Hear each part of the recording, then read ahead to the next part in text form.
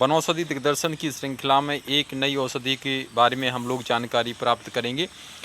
मुख्य रूप से आप जिस वनस्पति को देख रहे हैं इसे क्योकंद कहते हैं और कहीं कहीं इसको इंसुलिन प्लांट के नाम से भी, इंसुलिन के पौधे के नाम से भी जाना जाता है। यह वनस्पति, यह औषधि, यह जड़ी बूटी हम लोगों के यहाँ बुंदेलखंड के आसपास तो इसका मिलना दुर्लभ सा माना जाता है, परंतु यदि हम चित्रकूट तरफ के आसपास के जंगलों के दर्शन करें तो वहाँ पर यह औषधि प्राकृतिक रूप में जंगलों में आसानी से हम लोगों को प्राप्त होती है। यह वनस्पति अपने आप में खास है और विशेष है और मधुमेह के लिए साक्षात वरदान के स्वरूप में हम लोगों के बीच में यह औषधि विद्यमान है।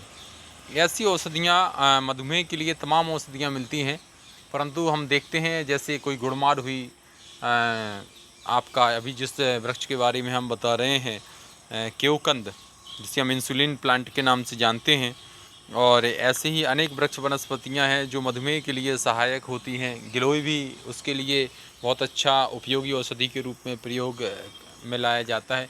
अभी हमारा यही प्रयास है कि आपके बीच में उन्हीं औषधियों के बारे में बताने का प्रयास है कि जो हमारे आसपास पाई जाती हैं, परंतु अभी हम ये क्योकंद के बारे में इसलिए आप लोगों को बताना हमने उचित समझा।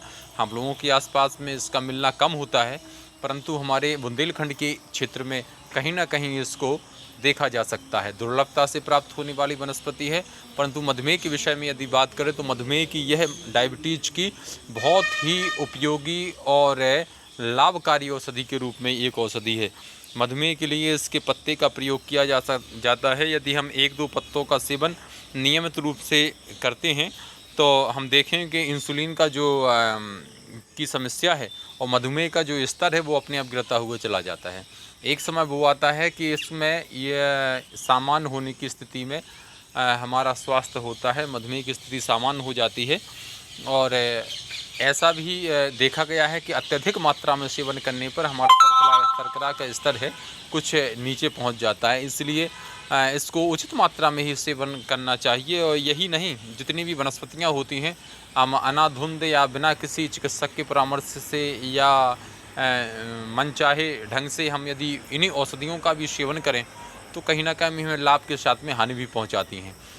परंतु इतना नहीं कि एलोपैथिक औषधियाँ जिस प्रकार से हमें नुकसान पहुंचा सकती हैं उसी हिसाब से हम थोड़ा बहुत इसका सेवन करें, अधिक तो नुकसान पहुंचाएं, ऐसा इनमें और वनस्पतियों के बीच में नहीं होता है।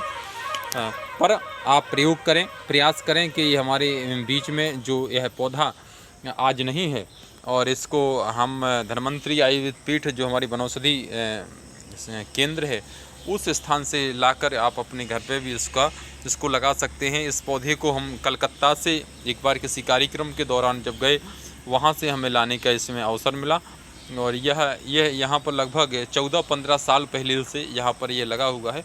इसके कुछ पौधे यहाँ भी हैं और कुछ पौधे और आगे भी लगे हुए हैं। इन वनस्पतियों का लाभ लेते हुए आप स्वयं इसका प्रयोग करें, औरों तक पहुँचाने का प्रयास करें।